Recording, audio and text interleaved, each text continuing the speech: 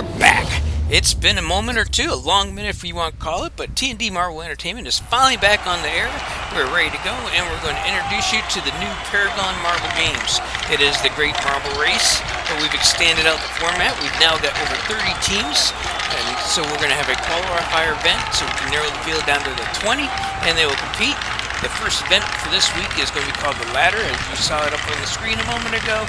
Basically, the bottom 20 teams, which are not the top 20 from before, or the top 10 from before, are all going to compete for a top 10 to move on. They will advance down this series of ladders, top to bottom. The score will be based upon the time frame that the last marble crosses the finish line, and the difference between the last marble and the first marble, so it is a teamwork event. To make sure you can get down the ladder the fastest, we are a two-zone format, so the top half is going to be represented by those blue cones off to the side. It will get down to the second funnel, where it will turn into the green zone, or the bottom half of the course. Amber is the first team in the chute.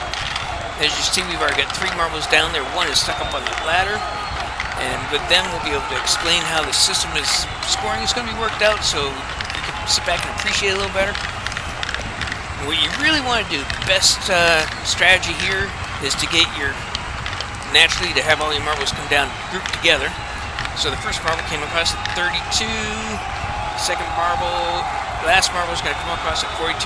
It's a 10-second difference added onto the 42. There you see, so their score is a 53-20. Don't know how that's going to pay out for them long run. Our second team up is the Centaurs. Ideally, the strategy to this would be to have one marble get way out ahead, maybe a second one right behind them, but you really want your last 2 marbles to be grouped together pretty close to the first marbles if possible, but you want them 2 together so that they can work with each other to slow down the momentum once they get into the last drop down there. Once again, we have 3 marbles down the bottom funnel, waiting on that 4th one to come down. 4th one drops as soon as the first one's coming down. The Centaurs have put quite a bit of space between them, but let's see how it pans out for them. First 2 are down there. Here come the last 2. So they end up with a 42, but they only have a 6-second difference, which is going to give them a 48-35. Puts them in a provisional first place. Now we have Cobras. On this episode, we're going to run the first 10 teams alphabetically. We're not using any sort of pre-existing standings. So at the end of this episode, the top 10 places will be established, and the ones that are on the bottom of that list will be the ones most likely to be endangered of not earning points for this particular event. This is a 10-event qualifier series, so there's plenty of opportunity if you don't qualify here to make those points back up again. Cobra's got 2 marbles coming down, pretty much back to back. There's the good bounce off that we were talking about, slows the first one down. Here comes marbles 3 and 4. But both each slowed the momentum down. First 10 came down at 30 and at 39, so there's a 9-second difference in there. Still gives them a 48. Provisional first place for Cobras, moving the Centaurs down to second. Now we have the Flares. The Flares are sponsoring a red marble with yellow stripes on them. All 4 of them hit that first funnel at a pretty close pace, so maybe that'll be a good indication for their score. We'll have to wait and see. First one comes out a little early. He's a little slow, which is not bad for the first marble. You don't mind the first marble being a little slower. First and second both hit the second funnel and beginning of stage 2 fairly quick. Third one's in there. 4th one's a little lagging behind now. Down to the second stage of the ladder.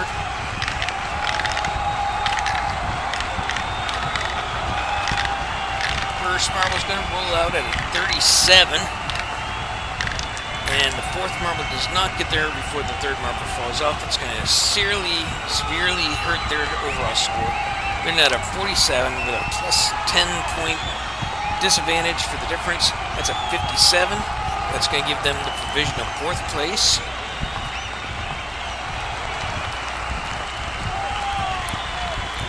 The first of our houses of Harry Potter Gryffindor. One of our co-founders' primarily favorite teams here, so she'll be rooting them on. Here in the background, you can probably hear her going, Gryffindor, Gryffindor. But they're putting quite a bit of space between each one of them. That could come back to haunt them a little later. We'll have to wait to see. First one's down the second stage. There goes the second one. And we're going to talk a little bit about the scoring sheet. It'll be coming up here in a moment for the overall standings. Top 10 will show the top 10 places as they currently stand, so naturally you'll be moved down the list accordingly. Gryffindor ends up with a 54-42, places them into a 4th place position. Now we get the second of the Harry Potter houses. At the bottom of the score sheet there is a red line that represents the current team's score, and if they are in the top 10, they will be reflected in both the top 10 and on that red line, so it will not have any changes. Now here we see something a little different. We see the 3rd marble from Hufflepuff weighted up there at the corner, which will put them in a close proximity to the 4th one, so as it comes down, they should hit the bottom there pretty simultaneously, which should help reduce the time that last marble is up on that ramp. First one came across at a 34, the second last comes up at a 44. That's going to give them a 53-42, which puts them in a provisional 4th place. The Hurricanes are next. Hurricanes are spotting a blue ocean color with orange and yellow stripes to them. 3rd and 4th, and they up into the funnel at a pretty close proximity to each other. That should be a good sign for them. Another strategy that you really want to take onto this is that if there is a great distance in between the two, you do not want to have the first 2 marbles sitting down at the bottom at about the same time, because if the second marble slows down the first marble too much, that increases the time frame waiting for that 3rd and 4th marble to get down there. Currently, the Hurricanes are 33, almost 34 on their first marble. And the 4th marble comes across at a 40, so that's about a 7-second difference. Let's take a look. 6:30. And currently is going to put the Hurricanes in 1st place, with the Komodo Dragons coming up next. Komodo Dragons are a green marble, supported with a orange and yellow background. That 4th marble gets stuck up on the trap there. Let's see if that's going to come back to haunt them later on the course. They're slowly plucking their way down through the course. First one's in the front, second funnel, part of the phase 2 of the track.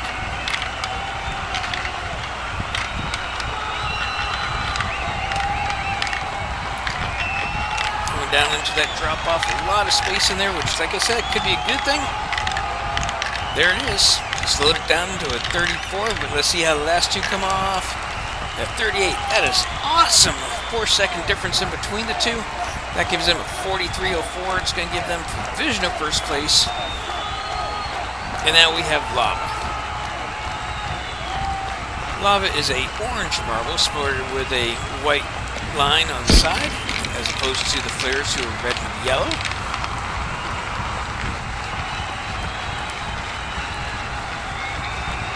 The first 2 are out of the chute pretty quick. We're waiting on the 3rd and the 4th.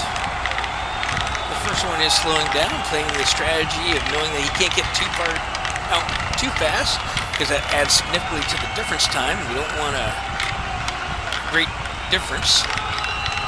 And we have 3 of the 4 coming down. Close proximity to each other, but the 4th isn't on the screen. All 3 of those help each other get down there, but the 4th one is left out there. And this is going to significantly hurt their score. Ended up with a 32 in the first one, 41. That's a 9-second difference for 50-16. That should put them into the lower portion. They're number 5 currently, with 1 team left to go. And now we have the Lilacs. The Lilacs are a distant cousin of the Crystals. crystals are a lot clearer than the lilacs. Lilacs have a slight purple hue to them, and that could cause problems later in the series when these two end up meeting up again, as far as being able to tell the difference. Once again, the third marble tried a little bump and haul, wait for the fourth marble to catch up to her. 1 and 2 working their way down. And it's not looking good for them. 32 with a 40, that's an 8-second difference. Or 49.06. It's going to be good enough to give them a provisional fifth at the moment. There's our standings after today's event. We have 10 more teams left to go. There they are. You'll see them on the next episode. So as we look at this, the bottom 5 are the ones most in jeopardy. So Lava Antler, Hufflepuff, Gryffindor, and Flares are the ones most in danger of not making it. Remember, one team makes it up and they get knocked off. The Flares will be knocked out of contention to receive points for this week. That's all we have for this week. Look forward to seeing you in part 2. Until then, this is Terry from TNT Marble Entertainment, wishing you and yours a happy rolling day.